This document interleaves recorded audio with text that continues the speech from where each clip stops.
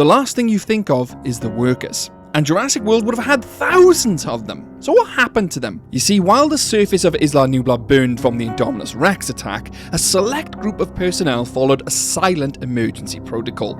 They vanished into a hidden network of ventilation shafts, leading to the company's ultimate contingency plan. And today we finally exposed that secret. You see, the park we saw was only the guest version. Every attraction, there has to be another version of Jurassic World. A staff-only version. A hidden version. I mean, Jurassic World wasn't just a theme park. I mean, it was literally a zoo as well. They were combined. This meant that thousands of people were likely working in the park when the Indominus Rex escaped. Masrani himself even said this was an eventuality, that a monster was going to escape into the park. So not only did they have ACU trained, there would have been other staff enacting a restricted and secret protocol. We already know that Jurassic World had a massive underground facility hidden from public view. Camp Cretaceous shows us this. It's so big they had to have trains underground to traverse the entirety of the island. That shows you the scale of it. But we're only scratching the surface here.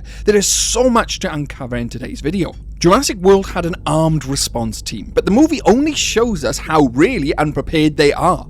I mean, they're trained for escaped dinosaurs, maybe a raptor, a herbivore in panic, a potential containment breach, but they're not prepared for an Indominus Rex. The Indominus Rex was hunting them. The park likely had other emergency teams. They likely had lethal weapons as well. They had procedures. But we didn't really see any of that in the movie. That's because they hid it all too well. Let's think of the Mosasaurus Lagoon. That attraction was one of the biggest systems in the park. It would need various technicians, divers, water quality teams, feeding staff, gate operators. There's no way they would keep a Mosasaurus of that size in that lagoon itself. Well, in the show lagoon. It would also need veterinarian access. And when Jurassic World collapsed, we only seen the lagoon really from above. The guest side, the stadium side.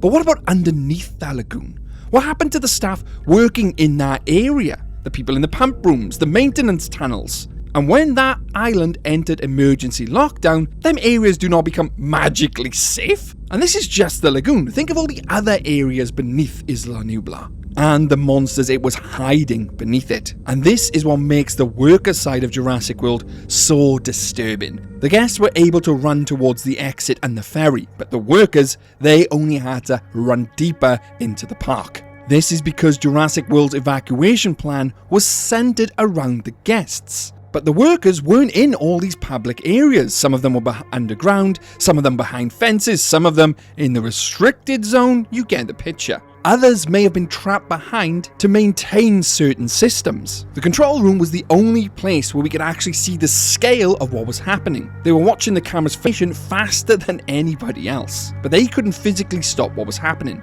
That's a terrifying position to be in. You can see people moving into danger, animals moving to people. You know people are going to die, but gate to you close. Which routes are opened? Which areas are now left abandoned? We'll get into the underground tunnels in just a sec, but there's an area of the park and workers that no one talks about. What about the shop workers, the restaurant workers, the hotel workers, hell, even the monorail operators? No one talks about any of them. The people who are literally holding the doors open for the guests to escape, for them only to be left behind. And now it's time for things to turn a bit dark here. The workers in the restricted zones and beneath Isla Nublar. The areas no one saw in the movie. That underground facility we were talking about earlier, because that area becomes extremely dangerous. There's less visibility down there, fewer exits, more locked doors, and the chance of whatever they were working on in them labs. There's no way that would have been kept on top of Isla Nublar in the public view. The hybrid experimentation went on below ground. Camp Cretaceous shows us this. Doctor Wu's PC was full of other canon hybrids. Where were they keeping those? You see, after the 2015 incident, Masrani Global claimed the island had been fully swept, that all the guests were evacuated and staff accounted for. Case closed. I mean, every single person, even beneath ground, was accounted for? It doesn't add up. As we see during Jurassic World, InGen comes in. And what do they do when they come in? They start taking all the assets, the embryos, the research. They start to enact a cover-up. But what about the witnesses? All these other staff members, people trapped below ground. Now you imagine you're one of these staff members. Perhaps they weren't trapped just because of the dinosaurs. Perhaps they were trapped because their escape routes were sealed. Imagine discovering that your evacuation route was suddenly closed. And then you have a message: ferry priority status isn't for the staff, it's for guests. The staff were always expendable. There's no way they had enough helicopters to take off just your average Joe from the McDonald's on Main Street. No, they only had enough helicopters to take off the priority, such as Henry Wu. But then they say, oh, there's a secondary rendezvous point. Make your way to the other side of the island. And these are the workers which were on the surface. What about the workers beneath Jurassic World? Potentially sealed in these underground corridors, these labs, with things probably far worse than dinosaurs, genetic hybrids even. They have that to contend with, the diminishing power situation, and monsters. Not only dinosaurs, monsters. You see, containment would start to break down. Many of the subsurface tunnels would run beneath paddocks for maintenance access and service routes. You know, the feeders we see as well. Things guests would never even see. When the fences start to fail, power starts to fail, the people below the surface will start to hear what's going on above.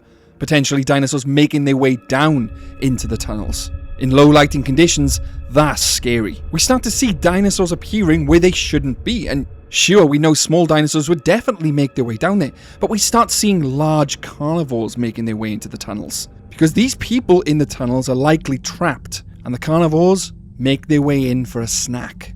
Dinosaurs entering through damaged access points potentially, doors which have now flung open because they have no power. The damage, the wreck, but these are just the corridors we know about. I know it's crazy because we barely see any of this in the movie. There's likely abandoned infrastructure below the island, old service sectors, restricted maintenance tunnels. There would even be forgotten access corridors. I mean, we see the remnants of the old park. That itself would have old abandoned subsurface infrastructure.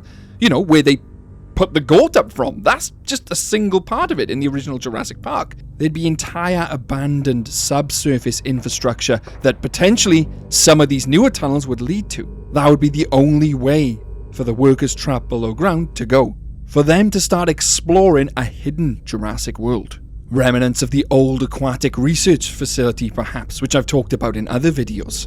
But not only abandoned infrastructure, what else could be navigating them corridors in the darkness, using it to the advantage that the gates would open? And some of these maintenance tunnels would be pretty small. There's no way a giant creature or T-Rex would fit in these. But a raptor, a Troodon, Dilophosaurus, making its way through these emergency lit maintenance tunnels, trying to find its next victim. And the worst thing of all for me is, imagine you survive all this chaos. You make your way to the rendezvous point, and then this happens. We're at the secondary rendezvous point. We've been here for about 1 hour 42 minutes. Control isn't responding anymore.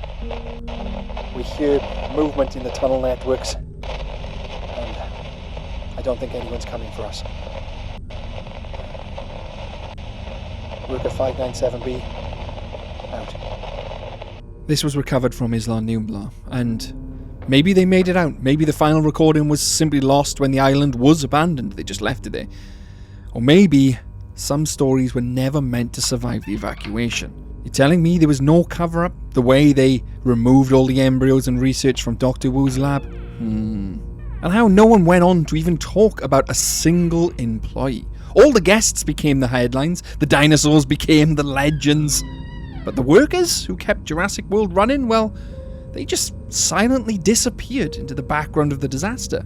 And that just leaves us with more questions than it does answers. But what about the one final question? How many people were still trapped inside Jurassic World when it fell? You see, there's something huge which doesn't add up. During the evacuation, a document was found, a clocking in record, that someone had actually clocked in during the evacuation. Why was someone still clocking in?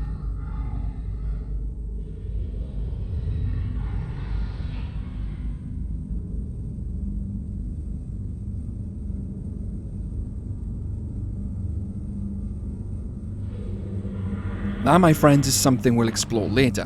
But right now, I highly recommend checking out all the other videos of Jurassic World, its restricted section, because I'm sure you'll enjoy them. And if you enjoyed this, hit that like and subscribe.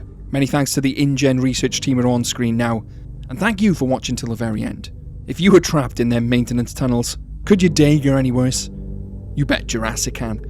Catch you later.